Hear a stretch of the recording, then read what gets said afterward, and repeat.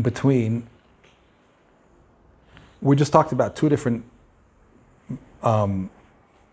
ways of making Chanukah more expressed. One is the individual's role in it, right? Yeah. It's called mahadrin. And one is making Chanukah more expressed, the day, the power of the day. Now, when these two things combine, okay? So we have, it's day 7. What should happen now?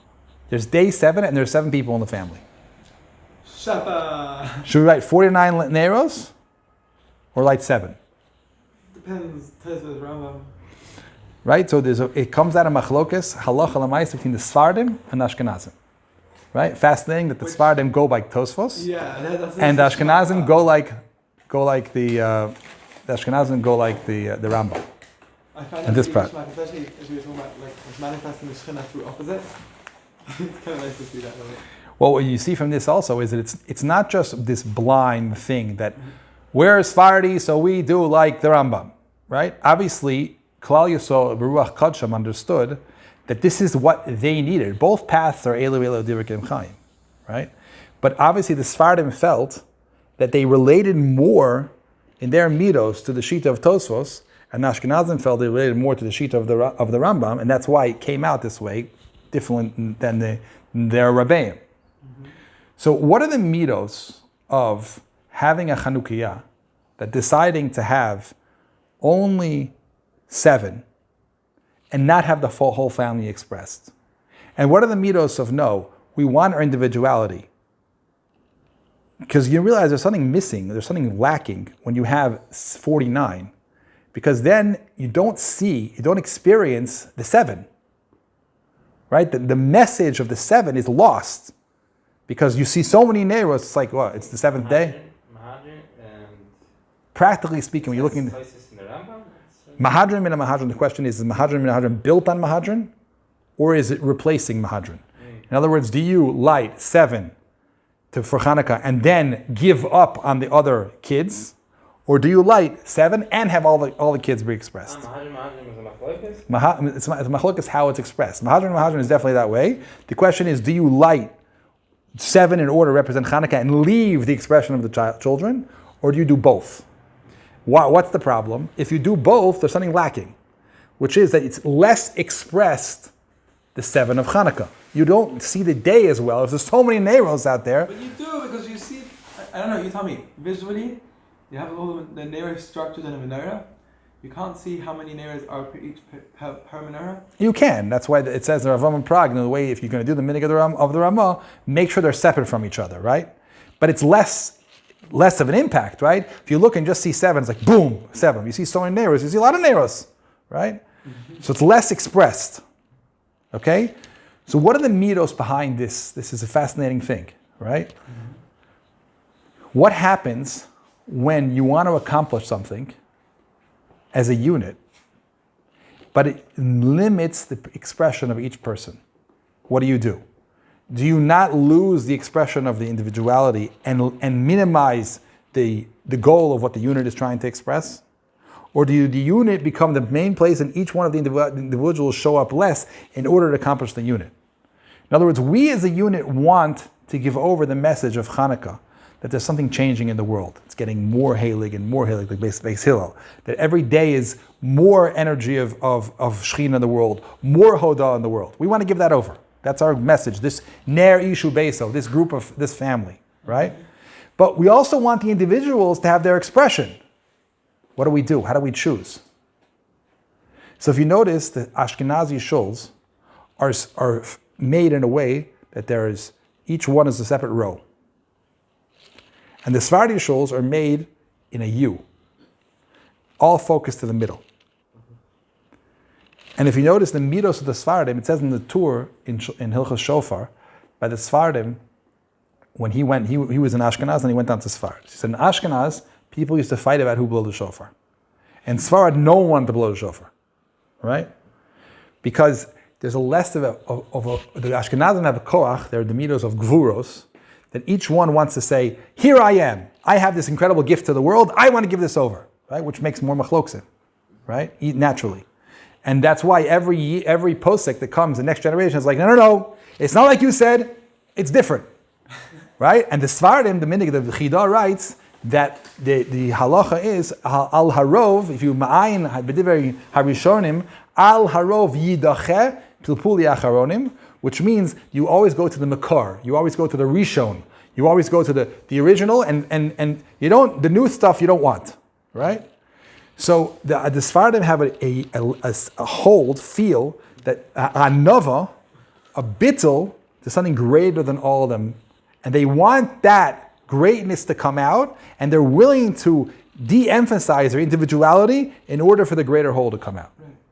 And the Ashkenazim, no, we're going to lose our individuality, so it's worth it to have less expression of the oneness in order that this person should say hodah, and in their personal hodah, and their personal life, right? So that's a different way of living life, and it expresses itself in the Chanukah. What do we want to have in my house? How do I have my house run?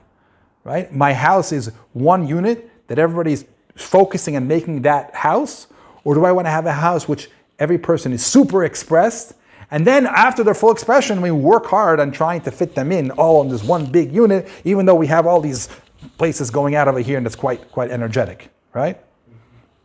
So this seems to be the machlokas of how we should do these Chanukah neiros. And like I said before, it really depends on the midos. Maybe your house, it's necessary to make this energy of one centralized goal. One Abba lighting in arrows for everybody, and everybody doing the same thing. And maybe it's necessary for every single person to show up and say, no, I want to have my own personal hodah. And how do you decide, like I said before, what you think the tikkun of your house and your family needs? This is the way, unless you want to be a Sfardi and Ashkenazi, you go by the minig, and you're going by the midos of what's normal by your kihila, right? But as you notice, as we got to Eretz Yisrael, and in Eretz Yisrael there's a lot of bilbul of all of the different places, all the different eidos. And in some degree, each one is losing their individuality of this Eidah, and someone's, you're Chatzi Sfari and Chatzi Ashkenazi, and you have this energy, and people like the Nusach, this type of tefillah better, and this type of tefillah better. This is because we're coming to the Geula, and we're coming to the level of Ichud, and everyone's learning from each other. Right? We get impacted by each other, and therefore it's possible that a person could decide, you know what, I need this energy in my life. I'm going to do it this way, this year, every year, right? Okay, so this is the machlokas in Pnimius between the Shulchan Aruch and the Ramah. So what did you guys learn from that for your life?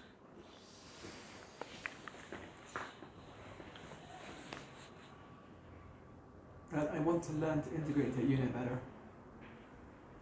But I don't know which unit I want to integrate into. I don't know how to. Probably because I'm not very comfortable with my own individuality. So. You always have to have something negative to say about Ellie. Is it negative or is it just being real? I don't know. Okay. I didn't mean it as like, bash myself now. Mm-hmm. What did you get, Binyamin?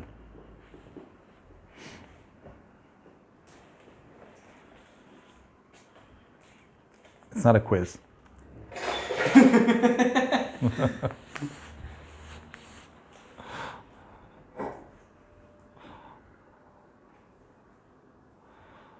I'll tell you what I got. To me, it's extremely meaningful how if you look at a halacha and you just understand what's the accomplishment of that, what does it make happen, then you begin to understand why things are a certain way.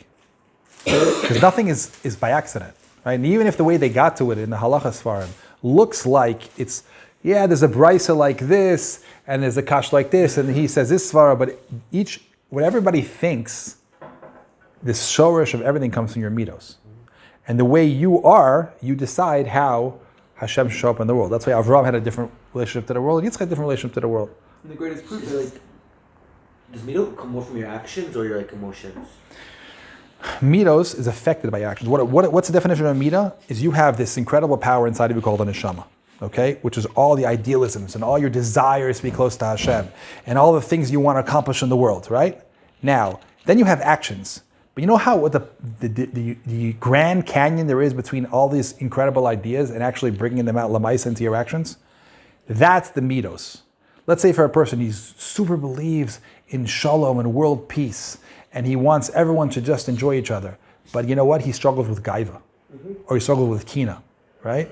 It's going to be very hard for him to live his idealisms. So the midos are the tikkunim that we have to do in ourselves in order for all this great spiritual concept to come into the world, practically speaking, in our actions. So the mitzvahs are actions. What they're trying to do is encourage the aura of the neshama to come out in action through showing the action that would be the best expression of the neshama in midos. So every mitzvah is coming to make a change inside of the person, in his midos, that will allow his neshama to show up, that his body will no longer be just a body of flesh and blood, but it'll be a body that shows the neshama through his body. This is a kli. This is a place where this spiritual concept can live. And therefore we can always look in the mitzvahs and see what change it's making in us to become more of a kli for that mitzvah. That aura that Hashem wants to bring down through this mitzvah. So the aura of the Shekhinah includes the family. The aura of the Shekhinah includes self-expression. It includes the midos of giving. It includes the midos of receiving. It includes the midos of being aware of the time, of the change in the world. The world is now getting more hodah, more Shekhinah, right? And also it includes the decisions of how you want to decide your role when there's a larger goal besides yourself. How do you want to show up in the world? And all these things are decisions that the Rishonim, the Achronim, made from a halachic standpoint, but they were noted to this way because their midos were like this. And there you could actually probably study the people like Ashkenazim and Sfaradim or different Chachamim, and if you really understood them properly, you'd understand, yeah, that's why he held this way, because he's this way. And he needed to bring this the world, he needed to make this change into the world. He was this expression. Right? Avraham Avinu had his decisions what to do with the world because he was trying to bring chesed into the world. Yitzchak was trying to bring what he was doing into the world. And Yaakov was doing something totally different. And every Jew is the same way. They're doing something in the world. And every chacham that was taught us Torah, the Messiah of Torah, they were trying to give over something that was unique to them into the world. That's why in all of halacha, we don't say, this is what Hashem said. You say, Abaye said, this is what Hashem said. The Rambam holds this way because it comes from that person. And that's the chiddush of Torah Sheba'al Peh, that Hashem can show up in your thought process. The Rambam thought like this, Tosfos thought like this, and both of them are Hashem. Different midos of Hashem coming into the world, and they're both right. And they got through their thought process, but they were mechaven to huge midos of Hashem coming into the world, and when you do it like this, Hashem comes into the world like this. You do it like this, Hashem comes into the world like this. That answer your question? So we all have zochet, have a beautiful, amazing Chanukah, full of hodah and Shekhinah, individuality and family. Amen. And putting it out the world.